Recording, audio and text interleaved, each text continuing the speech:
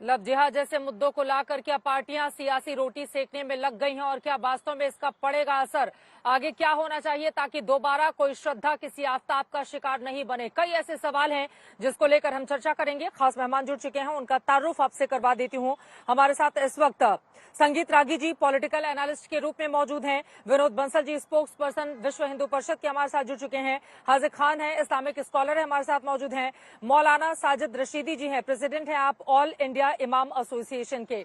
आप चारों से ही चर्चा की शुरुआत करेंगे, लेकिन उसके पहले आपको दिखाते हैं असम के सीएम हेमंता विश्व शर्मा की ओर से इस मुद्दे को बढ़ चढ़कर कैसे उठाया गया है। वो कानून बनाने की बात कर रहे हैं तो असदुद्दीन ओवैसी इसी बहाने कैसे साध रहे हैं बीजेपी पर निशाना और इसके जरिए अपनी सियासत को आगे बढ़ाने की कर रहे हैं कोशिश। सुनिए दोनों नेताओं को। एक आफ्ताब नाम का लड़का ने हमारा मुंबई से श्रद्धा नाम का एक लड़की को शादी करने का थोड़ा सा जो भी बात करे हम तुमको शादी करेगा ऐसे बोल के दिल्ली लेके गया। शादी तो नहीं हुआ, उनको कैसे मारा, 35 पीस किया, एक ही लड़की को 35 टुकड़ा किया।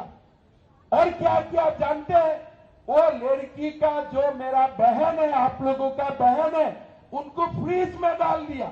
एक महिला पर जुल्म होता है, उसका कत्ल कर दिया जाता बेदर्दी से, और आसाम के मुख्यमंत्री आकर कहते हैं लव जिहाद का किस्सा है। ये कहां से इसमें जिहाद आ गया? आसाम के मुख्यमंत्री, क्या आप दिन रात खाली जिहाद आपके आंख और दिमाग में घूमता है? अरे वो दोनों साथ रह रहे थे, उसने जुल्म किया, हम उसकी मजम्मत करते। इसका दीन से क्या ताल्लुक, मजहब से इसका क्या ताल्लुक? इसी मुद्दे को लेकर अब चर्चा की शुरुआत करते हैं। संगीत रागी जी, सबसे पहले आपके पास आते हुए, असदुद्दीन ओवैसी को आप सुन रहे थे। उनका ये कहना है कि आप लोगों के दिमाग में हमेशा जिहाद घूमता है, यहाँ पर हिंदू मुसलमान कहां से आ गया? इंसाफ दिलाने पर जोर क्यों नहीं दिया जा रहा है? क्या सांप्रदायिक ध्रुवीकरण की कोशिश भी गुजरात के चुनाव में शुरू हो गई है? देखिए चित्रा जी, जिहाद तो हमारे और आपके कानों में क्यों गूंजेगा? उनको तो सुबह से शाम तक 5 बार पढ़ाया ही जाता है। जिहाद की परिभाषा ही पढ़ाई जाती है। काफिरों के खिलाफ जो धर्मयुद्ध है वो जिहाद है। मैं तो धन्यवाद देना चाहता हूं हेमंत विश्व शर्मा के लिए। कम से कम एक ऐसा नेता तो हुआ जो खुल करके इसकी मुखालफत कर रहा है और कह रहा है कि इसके खिलाफ एक कड़ा कानून बनना चाहिए।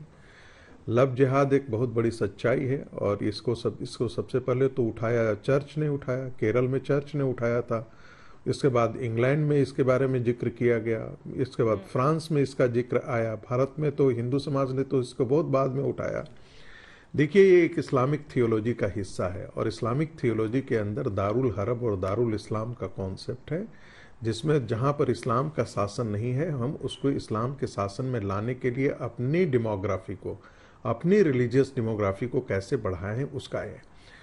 दूसरी बात, कुरान के अंदर ये स्पष्ट तौर पर लिखा हुआ है कि आपको यदि कोई लड़की कितना भी पसंद है, आप तब तक उससे शादी नहीं करते जब तक कि आप उसका धर्म परिवर्तन वो ईमान में कन्वर्ट नहीं कर जाता, यानी वो इस्लाम में नहीं कन्वर्ट कर जाता। आप किसी मुस्लिम से पूछिए, मौलाना से पूछिए, यदि मैं गलत कह रहा हूं तो वो मुझे खारिज कर दे। तो ऐसी स्थिति में जब पहले तो वो अपना भेष बदल करके, अपना नाम बदल करके, हिंदू बदल करके वो प्यार करते हैं, फिर बाद में जाकर के उनको अपनी पहचान में आकर जब उनको लगता है कि अब तो लड़की कहीं नहीं जा सकती तो फिर उस पर दबाव डाला जाता है कि आप उसे कन्वर्ट कीजिए।